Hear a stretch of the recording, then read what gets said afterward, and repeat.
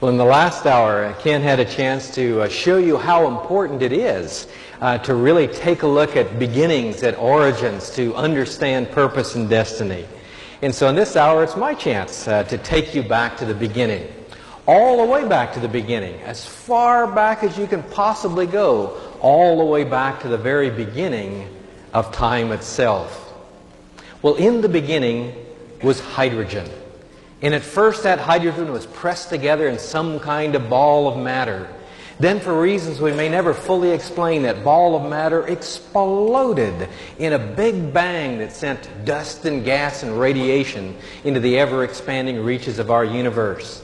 Then, under the influence of gravity, particles began to come together to form galaxies. Within those galaxies, stars began to shine. Around those stars, cold material collected together to form planets. Of all the millions and billions of planets that must have been formed in a manner like this, one is this teeny chunk of rock we call home, the Earth. Well, at first the Earth was quite different than it is now. Lightning flashed back and forth in an atmosphere of methane and ammonia for perhaps 2 billion years, until finally, just by chance, a group of molecules got together that could reproduce, and life on Earth began. About 600 million years ago, we pick up the first simple beginnings of life, like those little trilobites. About 400 million years ago, the first land plants and animals appear in the sequence. About 4 million years ago, those first apes take those upright steps toward becoming human beings. Well, human beings are the first animals who are able to look back over the history of how they developed. As we do so, we learn things that are helpful in understanding ourselves and our nature. Why is it that we do things that are harmful and hurtful to our own kind? Wars, crime, things like that. It's that jungle fight for survival that brought us into being in the first place. But we're not without hope. We're already beginning to take control of that molecule of heredity, DNA. We can begin to reshape ourselves into our own image of what man really ought to be. Man is already reaching for the stars. There's simply no limit to what man can do.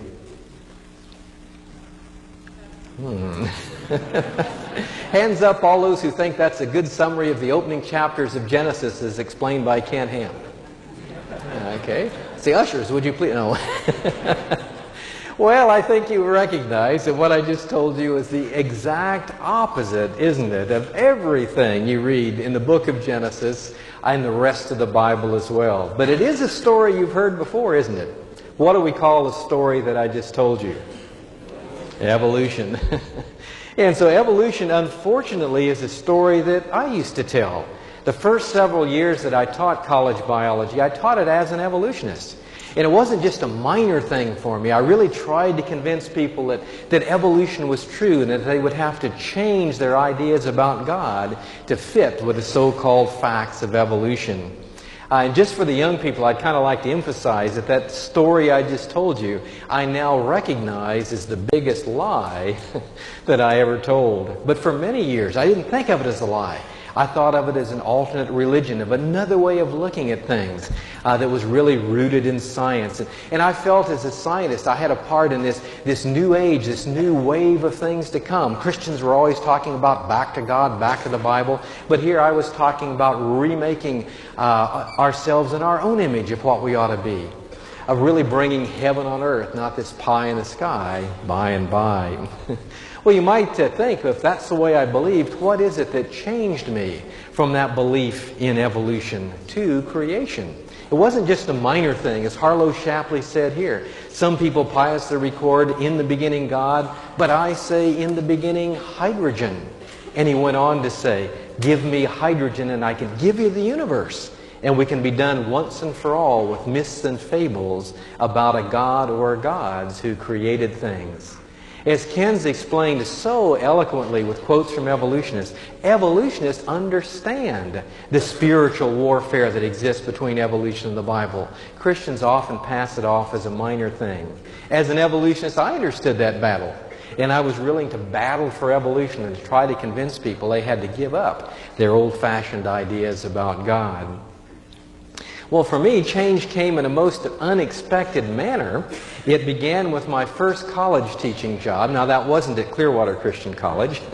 As a matter of fact, at this first Christian college where I taught, I told them I was an evolutionist, that I didn't believe in God, but that didn't make any particular difference here. I had all the right background and academic awards and credentials and so on, so they hired me to teach there. Well, the chemistry prof noticed that my wife and I didn't do a lot of Christian things like going to church and so on, so he invited us to his home for Bible study. Well, now at the time I thought it was crazy that people in the 20th century would still study a dusty old outmoded book like the Bible, but free coffee and donuts. Now, those are three of my favorite words. So for all the wrong reasons, we took off for this Bible study on Tuesday nights. And just to keep the discussion honest, I resolved to point out all the errors and mistakes there were in the Bible. Well, there were lots of errors and mistakes, all right, but they were all mine. This guy was a pretty good Bible teacher, but free coffee and donuts, we kept going back anyway. About that time, I got a copy in the mail of the first books that I ever wrote. One was on DNA, that molecule of heredity.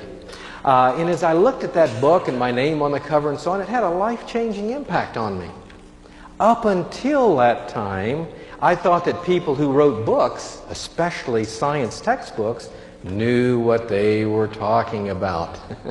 But I'd written that book, and I knew all of the mysteries and uncertainties that went into it. In those days, we weren't sure of whether the DNA code read the same left to right as it did right to left and all that sort of thing. Even though it had been reviewed by experts in the field, there were all of these uncertainties. In fact, 5 years later, I wrote the second edition of that DNA book, thumbed through the first edition, and just laid it aside. So much had changed in just 5 years. Maybe you've had someone say this to you: you can't take the Bible as a textbook of science. I like to say you're right about that. I've written 5 textbooks of science. They've all had to be rewritten. The Bible never had to be rewritten once. God got it right the first time. And so I began to pay attention to that Bible study, and suddenly it didn't seem so strange that perhaps God wrote a book in which He said what He meant and meant what He said. And I faced that choice that Ken Ham has laid out to you before. Who will we believe? The words of experts who weren't there, who don't know everything, experts like me? Or would we believe the Word of God who was there, who does know everything, who doesn't make mistakes, and who cares about me a great deal? And so the Lord convinced me through His Spirit He really was speaking in His Word, and I became a Christian. You know the sequel to that story. As soon as I became a Christian, my wife and I got along ever so much better. Our 4 little children began to behave like perfect little angels. Well, not quite. Actually, that time of first belief really is special. There was a while where it seemed like my feet could hardly touch the ground. It was so exciting to be in tune with the Lord God, maker of heaven and earth. But a lot of times, the Lord lets us go through a period of second thoughts, of doubt, so we can measure for ourselves what our new faith really means. For me, those doubts came in the form of what to do with all the so-called mountains of evidence for evolution. Aha! The light bulb goes on. All that stuff about evolution is true, but God did it. Now, at the time, I thought that was an original idea. You can tell how young I was. I found out since it's a very common idea, sometimes called theistic evolution, sometimes called progressive creation. And it seemed to fit perfectly. I could go to church on Sunday and believe everything in the Bible. I could go back to class on Monday and still teach my students all the old examples of evolution I'd been forced to learn. It seemed like the easy way out. But the more I thought about it, the more I realized those two are really opposites of one another. I think a lot of people, we all admit there are a lot of people who somehow try to put the Bible and evolution together, and I think they, like me, have a false, romanticized idea about what evolution is all about. You may think of evolution as step-by-step, upward, onward progress. Well, that sounds like something God might do. But the evolutionary process, as the evolutionists envision it, is something quite different from what a lot of people imagine. Here's the way Darwin put it in the summary paragraphs of his Origin of Species. Thus, from the war of nature, famine and death, the war of nature, famine and death, the production of higher animals directly follows. Even the evolution of cooperation can only proceed over the dead bodies of those who don't cooperate. And natural selection is a struggle for survival among the offspring, brothers and sisters, the offspring of the same litter. Only some of those genes can survive to the next generation, or there is no evolution at all, except for a constant death, death, death, death, death. And I began to think, does that sound like a way God would create the world? All very good. This is the God who in Genesis 6 tells us He was grieved to His heart at the violence and corruption that filled the earth after man's fall or plunge into sin. Well, if God was grieved to His heart at violence and death and struggle and corruption, why would He use violence, death, struggle, and corruption as His means of creation? It didn't seem to fit. Why would Christ come to conquer death if death was God's way of making evolution happen? It would mean that Christ's coming wouldn't have any meaning at all. And it's not just a matter of a few verses. The idea of evolution is the total opposite of the whole gospel message. And I began to worry about that. By the way, this is what evolutionists still believe. Every once in a while, Carl Sagan makes the cover of Time magazine or Parade magazine or something like that. Always interesting, not always correct, but always interesting. And he put it this way: how did we as human beings get here? Only through an immense number of deaths. Death and accident, death and accident, death and accident over millions of years are you and I, brains and all, here today. And I saw that, it just didn't add up. Jacques Monod, famous atheist, once put it this way: he was surprised that any Christian would believe that God would use such a cruel, wasteful, and inefficient process as evolution for His means of creation. Well, as clear and simple as that is, I'm not sure I could have gotten myself out of that theistic evolution trap on my own. The good news is what? God doesn't expect us to do it all on our own. He sent some help. Well, help came to me in the form of a new biologist hired at the college. Now, this time the Christian college made a mistake and hired a fellow who was already a Christian, already a creationist. And he showed up at my home with a very famous or infamous book, depending on your point of view, The Genesis Flood by Drs. Whitcomb and Morris. And Alan Davis wanted to read through this book with me, and show me some of the problems in evolution, the evidence of creation. We read a few paragraphs together. I got all upset and angry and irate. Don't these people know anything? Don't they know this? Don't they know that? And I threw all my evolutionary arguments at me, And Alan got me calmed down. We tried another few paragraphs. Same thing, just mad and throwing evolution questions and comments at them. Little did I know the Lord was beginning to prepare me for this ministry. Well, after finally Alan said, well, maybe you ought to read that book on your own, and we'll talk about it when you're done with it. And so I read the rest of that book. Of course, later on, I worked for Dr. Morris. I never had the courage to show him the nasty notes I wrote on the early pages of his book. But by the time I'd finished, I'd begun to feel cheated. Why had no one ever pointed out to me the problems in evolution, the evidence of creation? Well, there's a funny phrase, isn't it? Evidence of creation. Even many Christians think, well, evidence, that's something else. Creation's something you believe or you don't believe. It's a matter of faith. We really don't talk about evidence of creation. Well, may I suggest to you that nothing is really easier and more natural than scientists and just ordinary people in finding and recognizing evidence of creation. Many of you have had an experience like this, walking along a little creek bed or so on, and finding a pebble or something like that, some little stone that may have some appearance of design. I remember my daughter finding a little stone that looked like a little Dutch wooden shoe in miniature. But as I rolled it around in my hand, I could see that the lines of wear in the rock followed lines of weakness in the rock. The softer minerals were worn away faster than the harder minerals. In spite of some appearance of design, that tumbled pebble was just the result of time, chance, and continuing natural processes. Well, as an evolutionist, that's what I was teaching my students, that you're like that tumbled pebble. You're a result simply of time, chance, and the natural processes like mutation and the struggle for survival. But many of you, especially in this area, have had the experience of finding an arrowhead along a creek bed or in a plowed field or something like that. And there you see the chip marks go with and against the grain of the rock.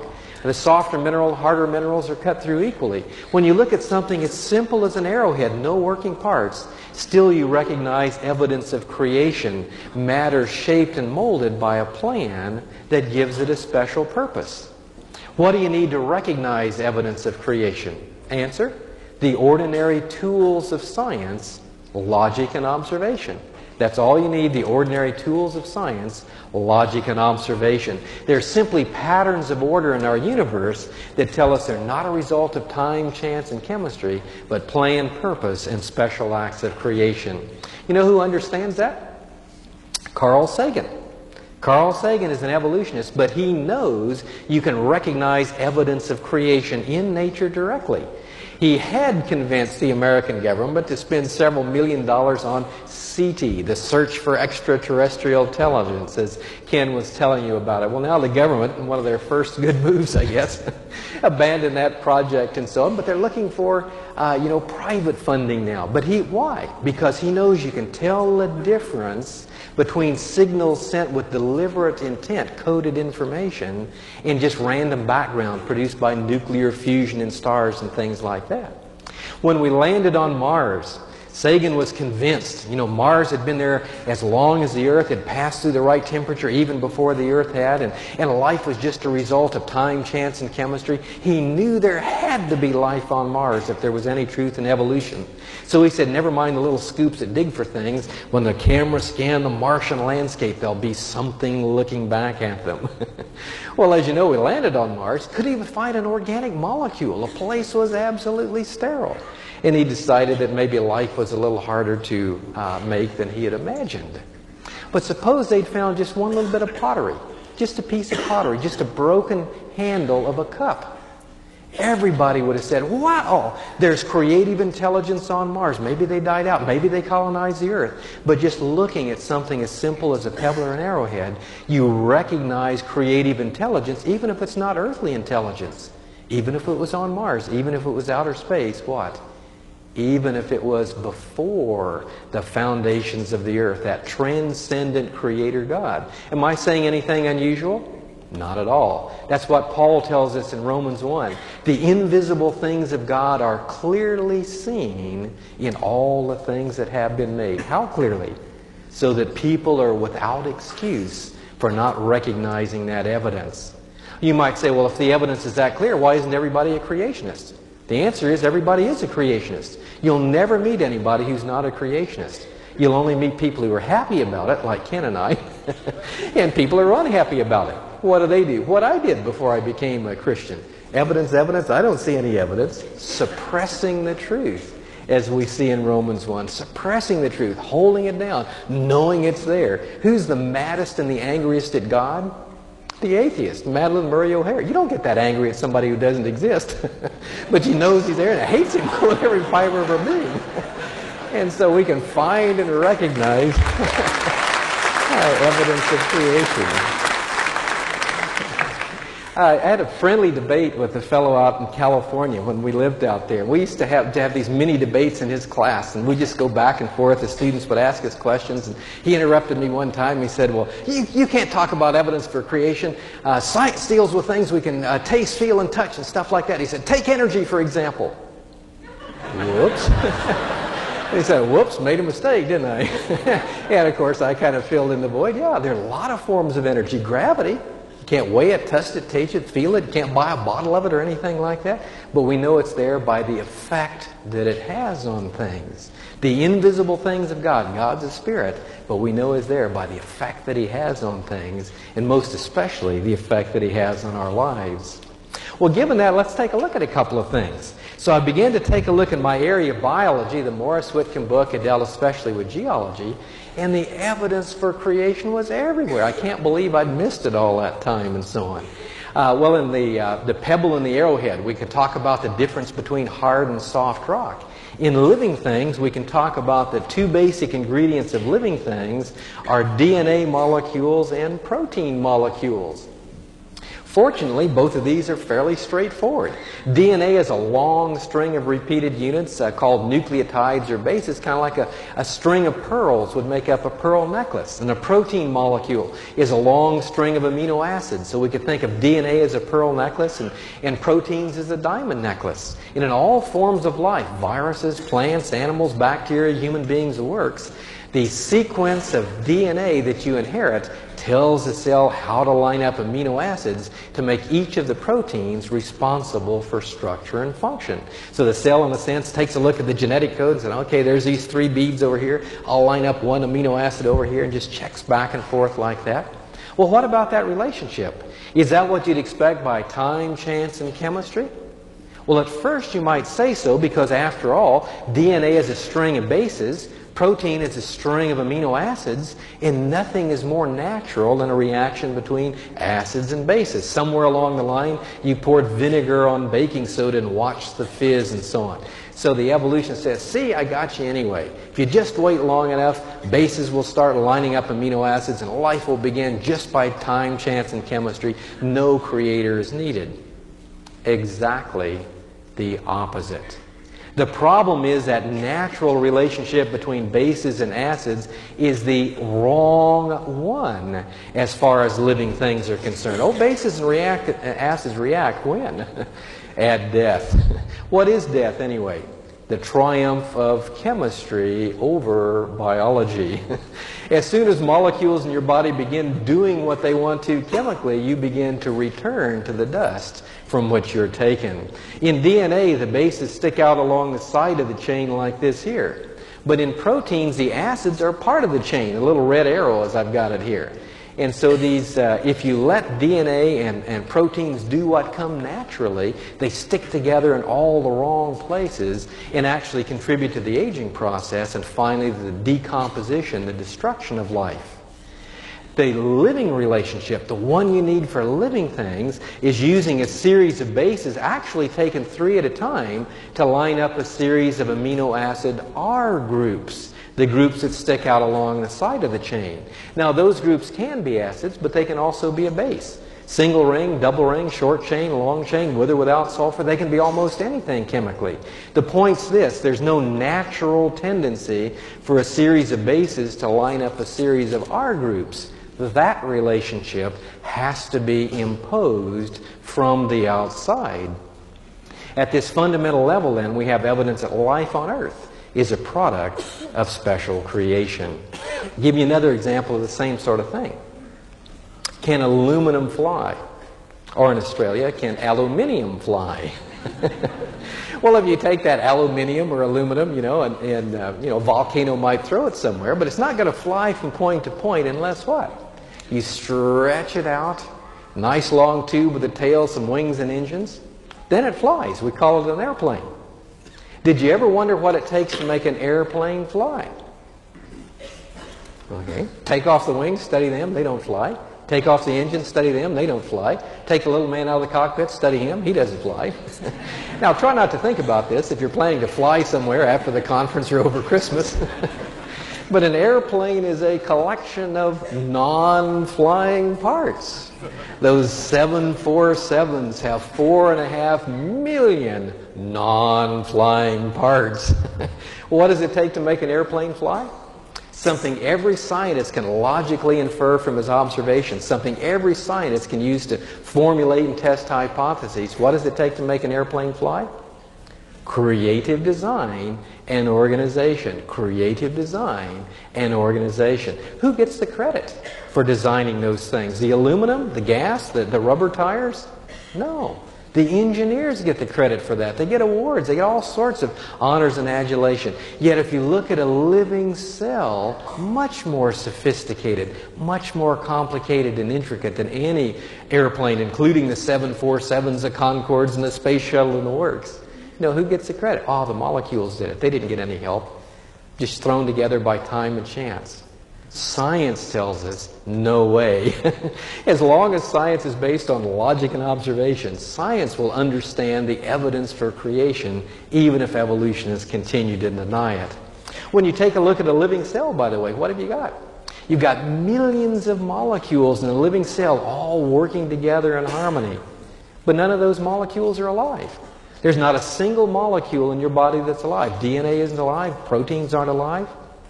A living cell is a collection of non-living molecules. What does it take to make a living cell alive? Answer: something every scientist can logically infer from his observations. Something every scientist can use to formulate and test hypotheses. What does it take to make a living cell alive? Creative design and organization. Creative design and organization. But perhaps the clearest and simplest evidence of creation, don't you like those words? Clear, simple? Perhaps the clearest and simplest evidence of creation is the marvelous fit of living things to their environment, adaptation. Now, there are lots of examples here, but I have to admit one of my favorite examples of this adaptation is those birds that make their living banging their heads into trees. Okay, the ones we call woodpeckers. Now, did you ever wonder what it takes for a woodpecker to peck wood? Well, the answer is kind of astonishing. When that woodpecker hits the tree, the deceleration experienced is 1,000 times gravity, much more. You know, from Clearwater Christian, we can look right across Florida. It's flatter than this floor. You can see all the way across the state. In fact, it was just a few weeks ago, I was watching the space shuttle take off in the balcony of the college over there. And they experience 3 to 5 times gravity, presses them back in the chair and all that sort of thing. But this woodpecker, the deceleration when it hits that tree is so great that a slip to the left or a slip to the right and the shearing force would literally spin the cover off the brain. So you got to have a lot of good nerve and muscle coordination here. When it hits the wood, by the way, the eyelids close. Some scientists think that's to keep the wood chips from getting into the eye. Some scientists say that's to keep the eyeballs from popping out of the sockets. Both of those may be true. And one thing you'd have to say, the woodpecker needs a heavy-duty bill. It needs a double reinforced tough skull, some shock-absorbing tissue between the skull and the bill. Well, once you get all these parts together, everybody would agree that it's fit to survive. After all, if living things were created to multiply and fill the earth, they'd be fit to survive. The question is, how did they get that way? Plan and purpose, or time, chance, and struggle? Well, I can't believe I used to teach this as a fact of evolution, but the way I used to explain it is something like this. You always start with something simpler. A bird that's not a woodpecker flying around minding its own business, zots, gets hit by a cosmic ray. First step in evolutionary progress. Some sort of damage to DNA, some sort of mutation, and a little baby bird is born. We'll say just by accident. This was a lucky accident, and a little baby bird was born with a heavy-duty bill. Okay, he decides to try it out. Whack! He throws his head into the tree. Bill is okay, but squishes in the front of his face. One dead bird, end of evolutionary story. See, now you see why evolution is so slow. Well, you might say, well, maybe it was the other way around. Okay, maybe he got the heavy-duty skull first. Oh, whack! He throws his head into the tree. This time, his skull is okay, but crinkle, crinkle, crinkle, the bill all folds up like an accordion. You're still nowhere. You have to have both of those things at the same time before either one has survival value. Well, since the fall, since death entered the world, some of those woodpeckers are doing more than drilling holes to store acorns. They're looking for beetles crawling around in the bark of the tree. Well, of course, the beetles hear all this noise, so they just crawl down the tunnel. And so if a woodpecker's going to catch the beetles, he needs something else. A long, sticky tongue. But if you get a long, sticky tongue just by chance, what are you going to do with it? Okay, here it is dangling out of your bill. You keep biting your tongue. You know, that's got to hurt. Trip over it as you hop along the ground, flying along over a low twig. What? Tongue wraps around the twig and you hang yourself. Some real hazards with this. Well, the answer for the woodpecker is to slip that tongue in a sheath that goes all the way around the skull, under the scalp, and inserts into the right nostril. So the next time you watch a woodpecker probing for bark beetles, watch the scalp twitch as that tongue goes in and out. It's to Darwin's credit that he recognized things like this as difficulties with the theory of evolution. Darwin wasn't that good a Darwinist. He delayed publishing his theory for over 20 years and was finally talked into it because he was aware of the weaknesses and the scientific criticisms that would likely be leveled at him. Well, as I began to read some of these things, get excited about creation, here I was teaching at a Christian college, different than the one I am now, as I mentioned, but I decided, hey, you know, it's time to tell my students about some of these things. Now, at Clearwater Christian, that's what we want. Teachers putting their faith into practice in the classroom. So I thought I'd try it here. And so I began to tell my students about the evidence of creation that we could see in the science classroom. Guess what happened? I got challenged to a debate. By whom? By members of the Bible department. Okay, at this particular Christian college, maybe I should put that in quotes now, the Bible department was teaching that the Old Testament was a collection of Babylonian myths and fables, and that Yahweh or Jehovah was a tribal war god of the Hebrew nation, bore no relationship at all to Jesus Christ, the God of love in the New Testament. Well, here I was in the science classes saying, no, this is a Word of God. You can believe every word from Genesis 1:1 right through clear to the end of Revelation. Well, that was too much for the Bible department. So they challenged me to a debate. Well, there were 3 of them and only 1 of me. Well, they didn't want me to have the underdog sympathy, so they said, you get some help. So I got the chemist and the biologist who'd help lead me to the Lord. So here was the great debate. The Bible department defending evolution, the science department defending creation.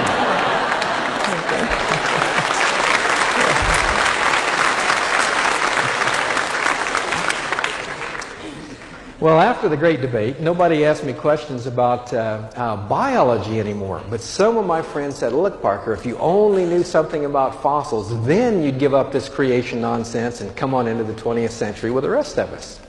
Well, about that time, the Lord did one of the nicest things He's ever done for me, a grant from the National Science Foundation to go back and work on my doctoral degree, updating a major in biology and adding a minor in geology, especially the study of fossils. It's the richest I've been in my life. I'd like to thank you, taxpayers, for your support. Now, at this time, I knew I was a Christian. I was pretty sure I was a creationist. But if the fossils didn't work out, I just wouldn't tell anybody about it. Sorry to say, I've never been a man of great courage. But as the Lord would have it, all of the things that I learned in graduate school working on my doctoral degree made it hard to believe in evolution, even though I was being taught by evolutionists.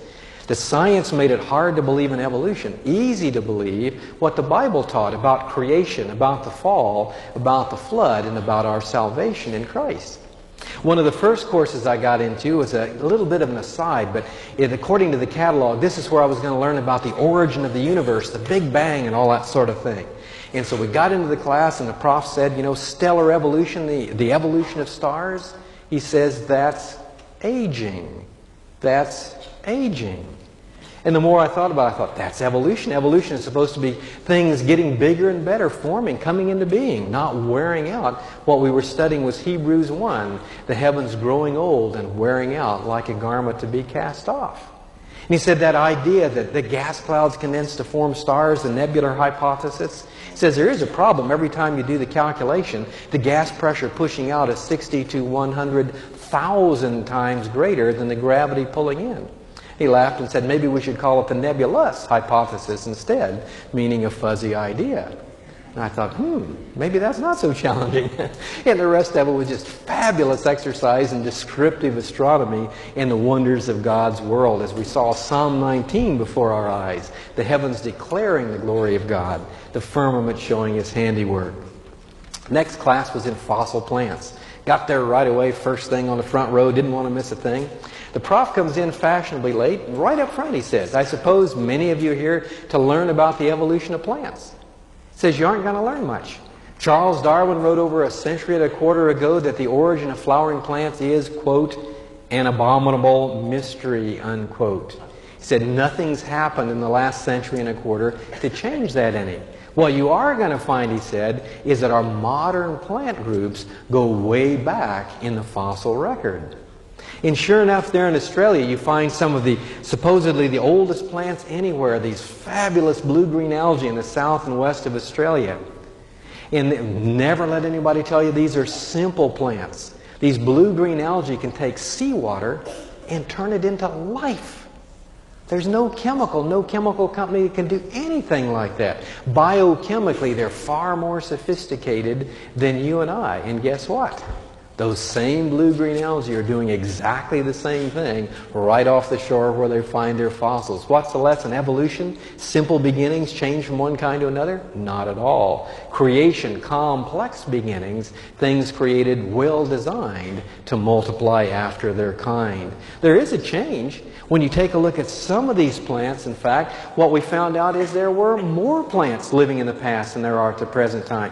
In some plants that only grow as big around as my finger nowadays, in the past grew as trees 120 feet tall. In a little scouring rush, horsetail, equisetum, that many of you know, a little sprig that grows about as big around as your finger. It's found in fossils right around this area here. It's trees 50 and 60 feet tall. Not a record of upward, onward progress. It looked like things were well designed to multiply after their kind, and something happened that brought rack and ruin, a decline in size and variety. And the Bible tells us what that is, the fall and the flood.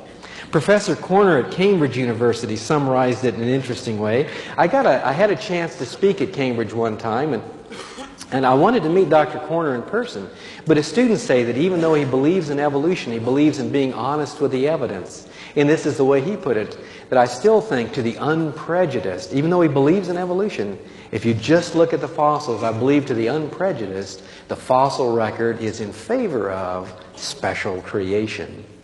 Well, even for a man of small courage, that was kind of encouraging. Well, the next course is then we're in animal fossils. And so I warned my wife, I was going to have to stay up late to catch up with all these geology majors and so on and so forth. And then I got into the class, and here we were talking about gastropods and cephalopods and pelecypods and amphipods and decapods and dodecapods and all these other pods biology is famous for. I was right at home. I already knew all of those words. They were the same words and terms we use to classify things living today. You should have seen those biology or geology majors staying up late at night complaining, why do you biologists make such big names for such little things? The reasons the names continued is what? It was the same thing. We were just studying petrified remains of things living on Earth at the present time. Hands up all those who ever wondered where clams came from. Let's hear it for clams. Hey, not bad. 2 or 3 people, one of whom's my wife. I'm going to tell you anyway. You dig all the way back down through the earth till you quit finding fossils, and guess what? Clams come from clams. In our Science Center back at Clearwater, we've got the oldest clams you can find on Earth right next to clam shells we pick up off the beach.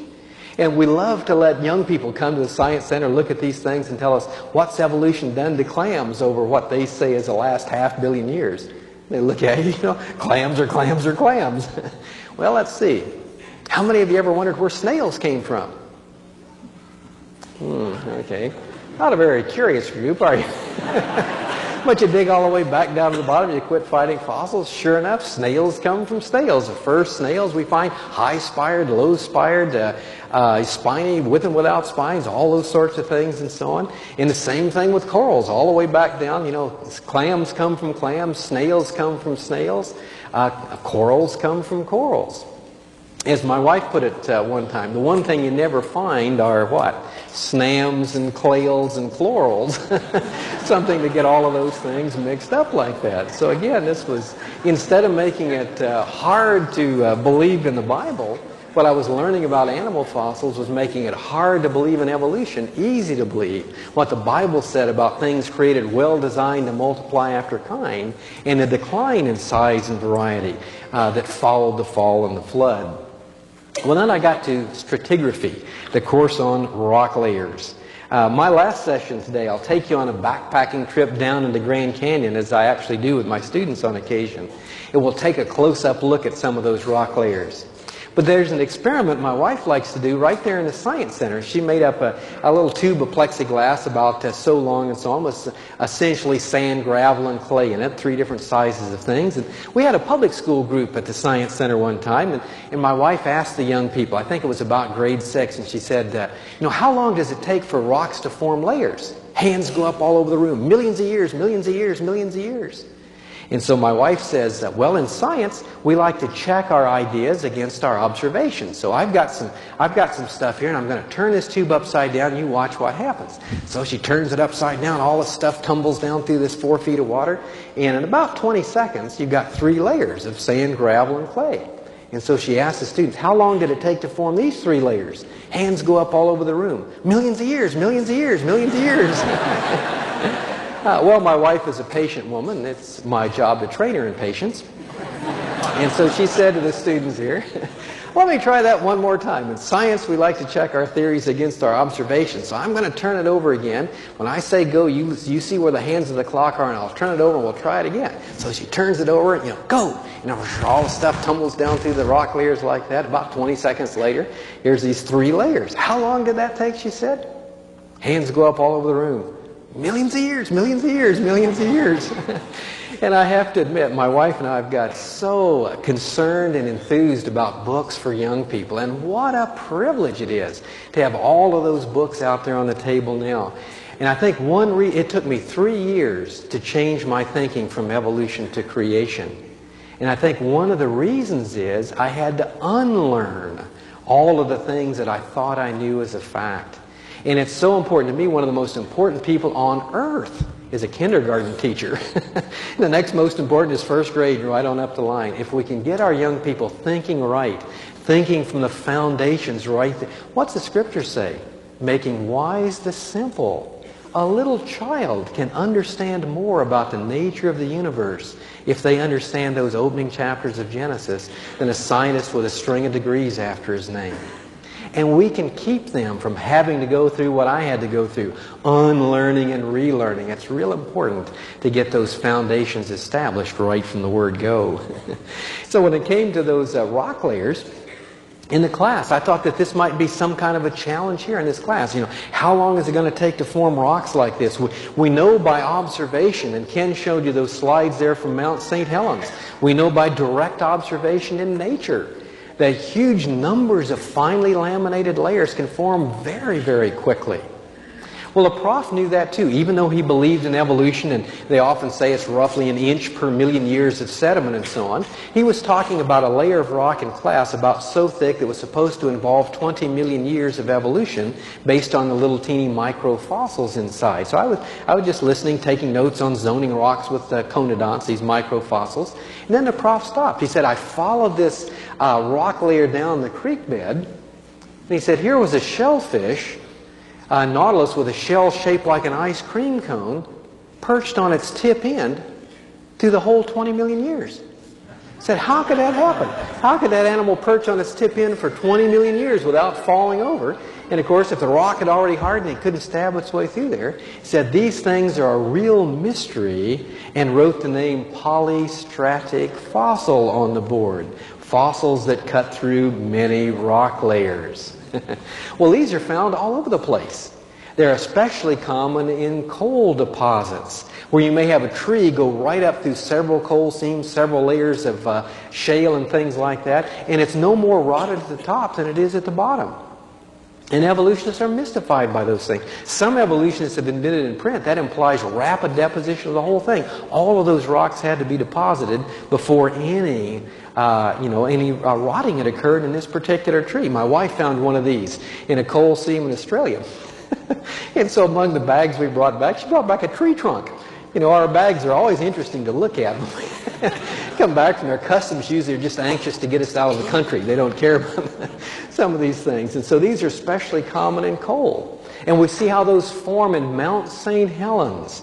Of course, a lot of original work done there by a Christian geologist, Dr. Steve Austin.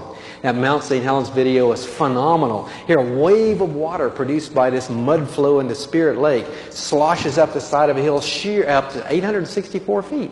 Shears off these trees right at root level, breaks off the branches, strips off the bark and the leaves. They float out in a massive log jam here. And then as they waterlog, they tilt and sink vertically at different levels into the sediment below. We can understand how these things can form rapidly. No one has ever proposed a way they can form slowly that matches the evidence that we see here. Same thing about caves. A lot, of course, in this part of the country. All of you have been to see caves and so on. By the way, last year I got to bring, all students are flocking down to Florida for spring break. I brought 13 students up to Indiana in April to go fossil hunting up in here, right on the Ohio border. And a lot of it, we stopped off in caves and so on and so forth. And you've seen these stalactites and stalagmites, and you hear these stories about hundreds of thousands of years of slow dripping and so on. We were talking about this at a meeting in Australia one time, and I was explaining, like there's a school down in Miami. There's a stalactite growing in the science lab about this long. Well, the school was only built 3 years when they noticed that. It made you wonder what it was hanging on for those millions of years till they built the school. And there are a lot of these under the Lincoln Memorial and so on. And so we were talking about this in Australia, and at the end of the talk, a fella comes up to us, he says, I own Olson Caves. I run tours through my caves. And we thought he were going to get mad at us for telling him how quickly caves formed and so on. And he said, you're absolutely right. He says, every couple of years I have to go through and knock all the stalactites off the light cords. He said, would you come up and help me understand how this cave really formed so I can tell groups the truth when they come through here? Praise the Lord for that opportunity when we got to do that. Well, that raises some questions about the total amount of time involved in this whole story, doesn't it? And that's the one I think a lot of Christians have the most trouble with. Could it really be 6 ordinary days a few thousand years ago? Isn't the evidence absolutely overwhelming that we just got to believe in millions of years and take a second look at what the Bible says?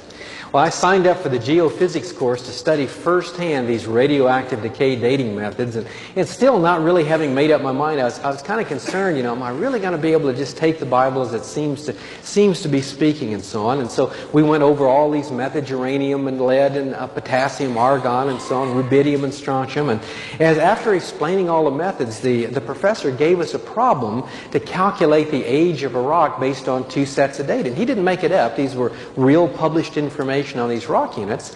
And so with the very best of the methods, rubidium, strontium. And so I just calculated the age of the rock, calculated the age using the second date. One date was nearly 10 times bigger than the other. Shucks, I thought. Made another arithmetic mistake like balancing my checkbook. So I went back, tried it again, did stay up past midnight. Never get the 2 answers to come out. So I'm walking to class the next day, and I asked my friend, did you get that problem to work out? No, I couldn't get it to work. So we all slink into class kind of feeling bad. The prof is going to get mad at us for not understanding the method. Instead, he just laughed. He said, no, I just want to show you the method doesn't always work. We could have tarred and feathered him. As a matter of fact, the method may work too well. This is the one that Ken mentioned to you the other day. They took rubidium strontium, dated this lava flow in the bottom of the canyon, very, very old, 1 billion years. It seemed like with 2 billion years, something like that. And then Steve Austin, some other creationists, noticed the same kind of lava flow on the top of the canyon. Same conditions of crystallization, et cetera, et cetera, et cetera. Why don't we do a date on that? Just see what we get. So they did the date on that. Guess what? The lava flow on the top is a little bit older than the lava flow on the bottom. So if you take radioactive decay dates literally, what? The canyon formed like that, and it formed upside down. Something's got to give here. Well, the other evening I talked with you about this fossil called Lucy, that back in the 70s this was hailed as another missing link between apes and man. Since then, even evolutionists have realized we found both apes and man below the level where Lucy's found. But at the time, when Johansen found Lucy, he wanted it to be older than anything the Leakey family had found. The first date he got was a little less than 3 million years. Shucks, I heard him give the report in San Diego. How disappointed he was. 3 months later, the same fellow says, I've got a new date for you, 3.5 million years. Johansen says, I'll take it. But nobody bothered to ask, why would the second date be any good if the first date, actually checked 3 different ways, was wrong? Then another scientist got involved, dated the same volcanic ash, made Lucy even younger than the original date. An editor from Science News interviewed the guy that had done all these wrong dates so far, and he says, what do you think about this scientist that says you were wrong every time you dated Lucy? His snappy reply, I can live with it. So used to being wrong one more time didn't make any difference. The guy had paid his bill. What was the problem? And so the editor of Science News wrote that up under the interesting title, Lucy, the Trouble with Dating an Older Woman. Okay.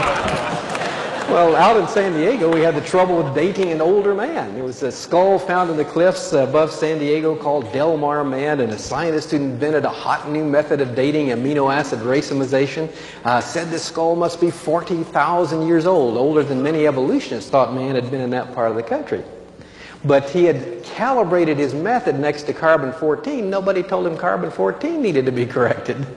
So when he revised his dating method, Del Mar Man went from being 40,000 years old to 5,000 years old. And the newsman that wrote up the article quipped, if Del Mar Man gets any younger, we're going to have to call in the homicide squad. So there's a little problem with taking these dates literally. Well, now, where can you find this information? Do you have to come to a creation conference in order to find out this? This is a good place. There's a real nice readable book for laymen by Dr. Paul Ackerman. It's A Young World After All that goes through some of these things. John Morris is working on a more technical book right now. But you can go right to the Evolutionist. This is a page from a textbook written by an evolutionist for evolutionists at one of the most prestigious scientific universities in the world. But he's an evolutionist who believes in being honest with the evidence.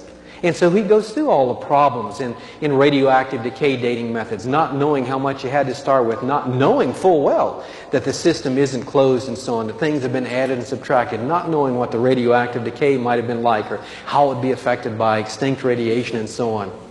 And so he says it is obvious, I would just change that to it should be obvious, that radiometric techniques may not be the absolute dating methods they're claimed to be. Age estimates on a given stratum by different methods are often quite different. Okay, not rarely, not the exception, but often quite different. How different? 1 or 2%? 10 or 20%? No. Sometimes by hundreds of millions of years. 99.9999999% error. If you ask a scientist, can we use radioactive decay to date things, the scientist would have to say, no, I know too much about the method. I know too many problems. There's no way we can use this as a dating method. And that's what he concludes. There is no absolutely reliable long-term radiologic clock. The good news is he doesn't stop there. He doesn't just point out the problems even though he believes in an old universe, he has to believe what he says in spite of this evidence. But then he goes on and lists about a dozen different evidences of a young Earth. The amount of helium in the atmosphere is nowhere near what it should be if radioactive decay had been going on for billions of years. This lecture should be brought to you in a high squeaky voice like this because of all the helium in the room. But it isn't that way at all. And so on. In fact, helium is being added to the atmosphere by capture from solar radiation and so on. Oil pressure. The pressure in oil wells is so great that if it had been down underground for even 200,000 years, it'd be all gone. There's a lot of it left. Well, a lot of it's in the wrong place politically, but there's a lot of it left and so on. Yet it'd all be gone if the Earth were even 200,000 years old. My favorite, though, is carbon-14. Now, carbon-14 itself, it just has a short half-life, 5,730 years, but it may have a lot to say about the age of things. Interestingly enough, there's only enough carbon-14 in the atmosphere for an Earth less than 20,000 years old. In fact, a lot closer to 10. Carbon-14 is continually built up in the atmosphere by high-energy bombardment of nitrogen-14, then leaked out by radioactive decay. Well, what's Stansfield going to say about this? What's the evolutionist going to say about this in his textbook? Well, number one, he says the creationists are right about the evidence. Carbon-14 is out of balance. There's not enough of it there. If the Earth were even 30,000 years old, it ought to have reached the balance point, and it hasn't. And so he starts off by saying, number one, the creationists are right about the facts. It hasn't reached its equilibrium point yet. And they draw a logical conclusion. The Earth's atmosphere must be less than 20,000 years old. But keep in mind, he still believes in evolution. He still believes in great age. And so here's how he tries to get around it. It's possible that a greater concentration of water vapor existed. Interesting idea. Water vapor, can it be, huh? You may have heard of that before from creationists. When was there more water vapor in the atmosphere? Here's an evolutionist textbook. Prior to the, can you read those little words? Biblical flood with a capital B. Right in the middle of an evolution text. When was that biblical flood? presumably about 5,000 years ago, better dating than many theologians. So here's an evolutionist in a textbook that says, I know why the carbon-14 is out of balance. It's the biblical flood 5,000 years ago that shook up the Earth's atmosphere. What do I say? Amen. Right on, brother. Sounds good to me. And so just at a time when many Christians are afraid, and I think for a lot of Christians, it was kind of like me becoming a creationist. It was sort of like surrendering my intellectual respectability. And that's kind of hard for people to do and so on. But boy, compared with knowing Christ, it's nothing. But at any rate, that may be one of the problems. But as we looked at it this way, even an evolutionist recognizes the evidence, the problems there are with the old age dating, the evidences there are of a young earth. Well, in that class that I thought would make it most difficult to just accept the Bible as God wrote it, when we're going over the end of all this radioactive decay dating, the prof just says, we're going through a list of assumptions. Our last assignment was to list all the assumptions you have to make before you can even begin to date a rock using radioactivity. So we're going through this long list of assumptions. I made 14 assumptions on my list. And the prof just stopped in the middle of all this. He kind of chuckled. He said, if a Bible-believing Christian ever got hold of all this information, he'd make havoc out of the dating system. So he smiled one more time and said, keep the faith. Keep the faith. I nearly had a heart attack. I thought if it was a matter of keeping faith, I had another faith I'd really rather keep. And at bottom, when you think about it, evolution is just a faith.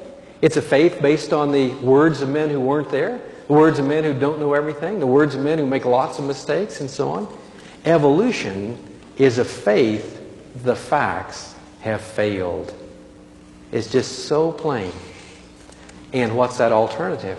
When we take a look at the Bible's a faith too. It's trust in God's Word. That God really did say what He means and meant what He said. But what's that? That's a faith that fits the facts. And we're right back to Psalm 19 and Romans 1, just like we read in those passages there. What we see in God's world as we study science makes it easy to believe what we read in the Bible about creation, fall, flood, and redemption. Hard to believe what we're taught about evolution. So that's kind of the testimony that I'd like to share with you this evening, or this afternoon, that that's how the Lord changed my life in leading me away from evolution, away from something that would have ended in death, to life eternal in fellowship with Him. And the good news is it's not just my testimony. All over the world we have scientists making the same testimony. Some of you have had the privilege of hearing Dr. Dmitry Kuznetsov from the Soviet Union, leader of the Moscow Creation Fellowship. We've had him at our college, and I've been in conference with him. Tremendous individual. And all kinds of academic credentials and so on, and also a humble Christian, grateful for the way the Lord has changed his life. A couple of summers ago, my wife and I spent 3 weeks in Japan with the Creation Science Foundation there, headed up by Dr. Usami, who was a 17-year-old man, was looking into the Bible to convince his brother not to become a Christian. Wound up becoming a Christian himself and committing his life to the Lord at that early age. And what a testimony he has. And as we went around Japan, it was so thrilling to be able to share with the Japanese that we're talking about the real God, not the God of Western culture, not the American God, not the Caucasian God or something like that, but the real God, the Lord God, the maker of heaven and earth, the God of all peoples in all times, in all places. And the list just goes on and on. Professor Dean Kenyon at San Francisco State University taught evolution, wrote a book on chemical evolution. That was his area of expertise. Some students came up. 1 Peter 3:15. They said, hey, are we going to hear anything about creation in this course? And Dean Kenyon said, well, some people believe God created it. I guess that's the creation side. They said, oh no, there's so much more. Here, read these books. Tell us what you think. And then they kept coming back. 2 key words, politely, persistently, ready to give a reason for their hope, yet in gentleness and meekness. Have you read these books? What do you think about it? Well, I haven't read them yet, And finally, Dr. Kenyon said, I resolved one weekend to read these books, refute them, and be done with it. He said, I read them, and I couldn't refute them. Same thing for him as for me over a 3-year period. He finally changed his thinking completely from being an evolutionist to being a creationist and being a Christian, dedicating his life to Christ. He's one of the co-authors of the book out there of Pandas and People and so on. Here's another list of some of the other scientists right around the world whose testimony is the same as mine. Changed lives. That's what the creation ministry is all about. Changed lives. And if God can change Dmitry Kuznetsov after all those years of brainwashing and Marxism, if he can change me, which is probably even worse, an American just looking for the good life, that's a real hard nut to crack. If he can change us, he can change your friends, members of your family, your neighbors, and so on. Praise God, he changed me.